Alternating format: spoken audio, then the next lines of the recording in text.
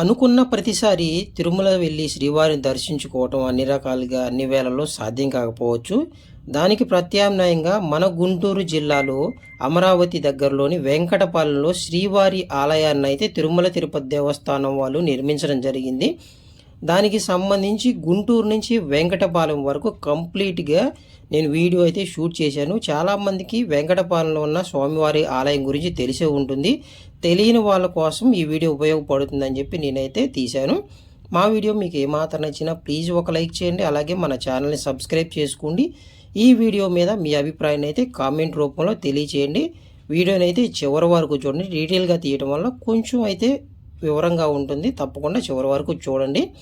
మనం గుంటూరు నుంచి మంగళగిరి వెళ్ళిన తర్వాత మంగళగిరి టౌన్ నుంచి ఆటో ఫెసిలిటీ ఉంటుంది, బస్ ఫెసిలిటీ ఉంటుంది. లేదంటే ఉండవల్లి సెంటర్ దగ్గర వరకు అయితే ఆటోలు, బస్ ఫెసిలిటీ కూడా ఉంటుంది. ఉండవల్లి సెంటర్లో దిగిన తర్వాత లెఫ్ట్ సైడ్ తీసుకోవాలి. అక్కడ నుంచి ఆటో జర్నీ ఉంటుంది, బస్సు ఉంటుంది. బస్సు అయితే కేవలం ఉండవల్లి గుహల దగ్గరకు మాత్రమే ఉంటుంది. అక్కడ నుంచి మళ్ళీ మనం దేవస్థానంకి వెళ్ళడానికి చాలా ఇబ్బంది పడతాము. మీరు ప్రైవేట్ వెహికల్స్ లేదంటే ఓన్ వెహికల్ లేని వాళ్ళు ఆటోలో వెళ్ళాలనుకుంటే ఉండవల్లి సెంటర్ దగ్గర లెఫ్ట్ తీసుకోవాలి, ఆటోలో ఎక్కాలి. కాకుండా ఆటో వాళ్ళు కొంచెం ఎక్కువైతే డబ్బులు అడుగుతున్నారు, కొంచెం గమనించుకోవాలి. ఎందుకంటే మనకు ఉండవల్లి సెంటర్ నుంచి దేవస్థానానికి దగ్గరలో ఒక 5 కిలోమీటర్ల డిస్టెన్స్ మాత్రమే ఉంటుంది. ఆటో వాళ్ళు 400-500 ఛార్జ్ అయితే అడుగుతున్నారు. మీరు ఓబర్ కానీ ఓలా కానీ అవి బుక్ చేసుకొని కూడా ఆటోలో వెళ్ళడానికి అయితే అవకాశం ఉంది. తప్పకుండా వీటిని అయితే గమనించుకోండి. ఇప్పుడు మనం ఆల్రెడీ ఉండవల్లి సెంటర్ నుంచి ఉండవల్లి గుహల దగ్గరికి అయితే వచ్చాము. ఉండవల్లి గుహలు లెఫ్ట్ సైడ్లో ఉంటే దానికి కొంచెం ముందుగానే రైట్ సైడ్లో ఒక చిన్న బ్రిడ్జ్ అయితే ఉంటుంది. ఆ బ్రిడ్జ్ మీద నుంచి అయితే వెళ్ళాలంటే బైకులు కానీ కారులో వెళ్ళే వాళ్ళ కోసం నేను చెప్తున్నాను. ఆటో వాళ్ళు అయితే వాళ్ళు డైరెక్ట్ తీసుకెళ్ళిపోతారు. ఈ బ్రిడ్జ్ దాటిన తర్వాత మనకి స్ట్రైట్ రోడ్ ఉంటుంది. అలాగే లెఫ్ట్ సైడ్ కూడా ఇంకొక రోడ్ అయితే ఉంటుంది. మనం ఎటైనా వెళ్ళొచ్చు, కాకుంటే లెఫ్ట్కి వెళ్తే కనుక కొంచెం నియర్గా ఉంటుంది టెంపుల్కి దారి.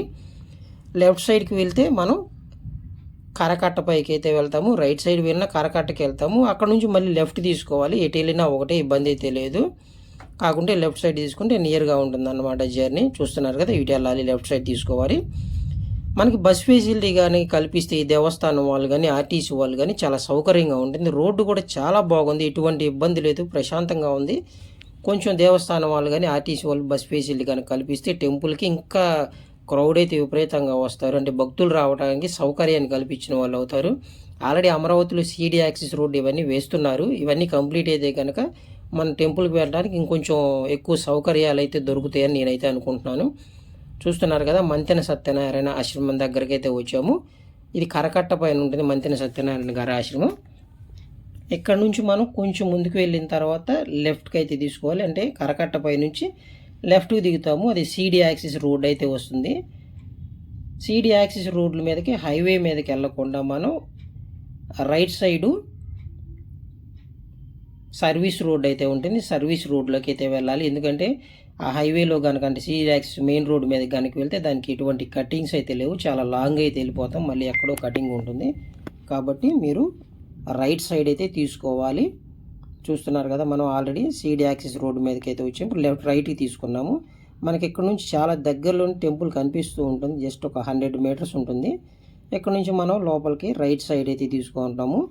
తిరుమల వెళ్ళాలనుకుంటే కుదరట్లేదు అనుకున్న వాళ్ళు తప్పనిసరిగా ఈ టెంపుల్ని అయితే దర్శనం చేసుకోవచ్చు.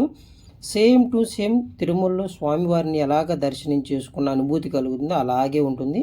మనకి ఇక్కడ ఇప్పుడు వెళ్ళిన రైట్ సైడ్లో ఒక షాప్ అయితే ఉంటుంది. ఆ షాపులోనే స్వామివారి లడ్డూ ప్రసాదాన్ని అయితే అమ్ముతున్నారు. తిరుమలలో తయారు చేసిన లడ్డూలు ఇక్కడ అమ్మడం జరుగుతుంది. ఒక్కొక్క లడ్డు 50 రూపాయలు మాత్రమే. స్వామివారి ప్రసాదాన్ని అక్కడ నుంచి తీసుకొచ్చి ఇక్కడైతే అమ్మడం జరుగుతుంది. బయటే పార్కింగ్ కార్కి అలాగే బైక్ పార్కింగ్ కూడా ఉంది. ఎటువంటి డబ్బులు కట్టాల్సిన అవసరం కూడా లేదు, ఫ్రీ పార్కింగ్ అయితే ఉంది. ఇక్కడ మనం గమనించుకోవాల్సింది ఏంటంటే సోమవారం నుంచి గురువారం వరకు, శనివారం వరకు దర్శనం టైమింగ్స్ ఒక రకంగా ఉన్నాయి, శుక్రవారం ఒక రకంగా ఉంది టైమింగ్స్. అంటే మార్నింగ్ 6:30 నుంచి 7:45 వరకు అయితే దర్శనం అయితే ఉంది. కానీ ఒక శుక్రవారం మాత్రం ఉదయం 9:30కి స్వామివారి దర్శనాన్ని ఆపేసి స్వామివారికి నైవేద్యాలు అలాగే సేవా కార్యక్రమాలు ఇవన్నీ చేస్తున్నారు. 9:30 నుంచి 12:30 వరకు అయితే దర్శనం అయితే లేదు. 12 గంటల వరకు 12 తర్వాత మళ్ళీ ఈవినింగ్ 6 వరకు అయితే దర్శనం ఉంది. మేము శుక్రవారం అయితే దర్శనానికి వచ్చాము. టైమింగ్స్ అయితే మాకు తెలియలేదు. ఆల్మోస్ట్ మేము వచ్చేటప్పటికి 10 వరకు టైం అయింది. గుడి అయితే క్లోజ్ చేశారు. అంటే స్వామివారి పూజా కార్యక్రమాలు, నైవేద్యం అవన్నీ చేస్తున్నారు. ఇక మేము ఇంకేం చేద్దాము, ఇక్కడే కూర్చుందామని చెప్పి 12 గంటల వరకు గుడి ఓపెన్ అయ్యే వరకు అయితే అక్కడే ఉన్నాము. అదే రిమైనింగ్ రోజుల్లో అయితే 12 గంటల వరకు దర్శనం అయితే ఉంటుంది. మధ్యలో ఒకటి పూజ కార్యక్రమాలు ఉన్న ఒక అరగంట మాత్రమే ఆపుతున్నారు. 12 గంటల నుంచి 12:30 వరకు ఉంటుంది. అంటే స్వామివారి పూజా కార్యక్రమాలు సోమవారం నుంచి గురువారం మరియు శనివారం. శుక్రవారం మాత్రం 9:30 నుంచి 12 గంటల వరకు అయితే ఆపేస్తున్నారు. తర్వాత 12 నుంచి 6 గంటల వరకు దర్శనం అయితే కంటిన్యూ అవుతుంది. ఇక్కడ చూస్తున్నారు కదా, ఇదంతా కూడా స్వామివారిని ఊరేగింపు చేసే రథాలు ఉంటాయి కదా, అంటే ఉత్సవమూర్తుల్ని ఊరేగించే రథాలు అవి. స్వామివారి టెంపుల్ అయితే సేమ్ టు సేమ్ మనకి తిరుపతిలో చూసిన ఎలాంటి అనుభూతి కలుగుతుందో అలాగే ఉంటుంది. ఇక్కడ విమాన వెంకటేశ్వర స్వామి వారిని కూడా చూస్తున్నారు కదా. విశాల ప్రాంగణం, చాలా విశాల ప్రాంగణం. ప్రజెంట్ అయితే టెంపుల్ మాత్రమే కంప్లీట్ అయిపోయింది. తర్వాత ఇంకా చాలా విశాల ప్రాంగణం ఉంది. అంటే అన్నీ కూడా కంప్లీట్ అయితే మనం తిరుమలలో ఉన్న అనుభూతిని అయితే కలిగిద్ది. 12 గంటల వరకు గుడి క్లోజ్ అవ్వటం వల్ల శుక్రవారం టైంలో జనం అయితే అందరూ వెయిట్ చేస్తున్నారు. కొంచెం ఎక్కువ మంది భక్తులు అయితే వెయిటింగ్లో ఉన్నారు. కానీ దర్శనం అయితే మాత్రం చాలా ప్రశాంతంగా అయిపోతుంది. మేము 2 సార్లు స్వామివారిని అయితే దర్శనం చేసుకున్నాము. నేను ఇదైతే సెకండ్ టైం రావటం. తర్వాత ఇక్కడ పెళ్లి రోజు కానీ, పుట్టినరోజులు కానీ, ఏదైనా ప్రత్యేక సందర్భాలు ఉంటాయి కదా, అటువంటి వాళ్ళు అయితే కొందరు స్వచ్ఛందంగా భోజన కార్యక్రమాలు అయితే భోజనం ప్రొవైడ్ చేస్తున్నారు. కొంతమందికి మాత్రమే అది అందుబాటులో ఉంటుంది. ఇంకా దేవస్థానం వాళ్ళు ఎటువంటి భోజనాన్ని అయితే ప్రొవైడ్ చేయలేదు. ఫ్యూచర్లో అయితే అది చేస్తారు. టెంపుల్ నిర్మాణం జరుగుతుంది. ఇక్కడ చూస్తున్నారు కదా, గుళ్ళో కానీ బయట కొన్ని చోట్ల ప్రోగ్రామ్స్, అంటే స్పెషల్ ప్రోగ్రామ్స్, టెంపుల్ టైమింగ్స్ ఏ విధంగా ఓపెన్ చేస్తారు, ఏ టైమింగ్స్లో గుడి మూసేయడం జరుగుతుంది, దానికి సంబంధించిన కంప్లీట్ వివరాలు అయితే పెట్టారు. ఇక మేము ఇక్కడ నుంచి అమ్మవారి దర్శనానికి అయితే విజయవాడ అయితే వస్తున్నాం. ఇక్కడ నుంచి చాలా దగ్గరగా ఉంది. కరకట్ట మీద నుంచి డైరెక్ట్గా వస్తే మనం ప్రకాశం బ్యారేజ్ దగ్గరకు వచ్చేస్తాము. దగ్గరే కదా, ఇక్కడ కూడా దర్శనం చేసుకుందాం అనుకున్నాం. కానీ శుక్రవారం కదా, కొంచెం ఎక్కువ మంది క్రౌడ్ ఉంటారేమో, అమ్మవారి దర్శనానికి విపరీతమైన క్రౌడ్ ఉంటుందేమో అనుకున్నాము. అలాగే మేము వచ్చిన టైమింగ్లో కూడా జనం అయితే కొంచెం బాగా ఎక్కువగానే ఉన్నారు. అక్కడ మనం బ్యాగులు కానీ, ఫోన్లు, ఇవన్నీ చెప్పులు స్టాండ్ అవి ఉంటాయి కదా, అక్కడ కొంచెం చూస్తే విపరీతమైన క్రౌడ్ ఉంది. అబ్బా, బాగా టైం పడుతుందేమో అనుకున్నాము. మనకి ఇక్కడ దర్శనానికి కూడా ఫ్రీ దర్శనం, 100 రూపాయల దర్శనం, 300 రూపాయలు, 500 రూపాయల దర్శనాన్ని అయితే ఏర్పాటు చేయడం జరిగింది అమ్మవారి దర్శనానికి. మేమైతే చూద్దాము, ఫ్రీ దర్శనానికి వెళ్దాంలే, కొంచెం లేట్ అయినా పర్వాలేదు అనుకున్నాం. మేము అక్కడికి వచ్చేటప్పటికి దగ్గర టైం 2:30 వరకు అయితే అయ్యింది. సరే అని చెప్పి ఫ్రీ దర్శనానికి అయితే వెళ్ళాము.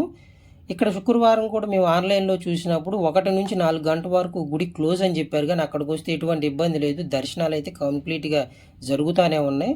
జస్ట్ 10 నిమిషాల్లో మా దర్శనం అయిపోయింది. ఫ్రీ దర్శనానికి వెళ్ళాము. జనం ఉన్నారు, కానీ ఆ బయట ఉన్నంత అయితే అవ్వలేదు. వాళ్ళందరూ దర్శనం చేసుకున్న వాళ్ళు ఉండటం వల్ల మాకు పెద్దగా ఇబ్బంది లేదు. అమ్మవారి దర్శనం అయిపోయిన తర్వాత మల్లేశ్వర స్వామి వారిని కూడా మేము దర్శనం చేసుకున్నాము. అలాగే ఇక్కడ లడ్డూ ప్రసాదం కూడా ఉంది. 20 రూపాయలకైతే లడ్డూ ప్రసాదం కూడా ఇచ్చారు. ఘాట్ రోడ్లో ఫ్రీ బస్ ఫెసిలిటీ కూడా ఏర్పాటు చేశారు. ఫ్రీగా వెళ్ళాలనుకున్న కొండపైనకి కింద నుంచి పైకి వరకు ఫ్రీగా వెళ్ళొచ్చు, పైనుంచి కిందకు కూడా రావచ్చు. తర్వాత మేము మా దర్శనం కంప్లీట్ అయిపోయిన తర్వాత ఆల్మోస్ట్ 4 అయింది టైము. అక్కడ నుంచి మళ్ళీ గుంటూరుకి అయితే రిటర్న్ జర్నీ అయితే స్టార్ట్ చేసేసాము. మీకు ఈ వీడియో గురించి ఏమనిపించింది కామెంట్ చేయండి. అలాగే వెంకటపాలెం వెళ్ళన్న వాళ్ళు ఎవరైనా ఉంటే కనుక తప్పకుండా వెళ్ళి స్వామివారిని అయితే దర్శనం చేసుకోండి. ఈ వీడియో మీద మీ అభిప్రాయాన్ని అయితే కామెంట్ చేయండి. వీడియో నచ్చితే లైక్ చేయండి. అలాగే మన ఛానల్ అయితే సబ్స్క్రైబ్ చేసుకోండి. Thank you so much.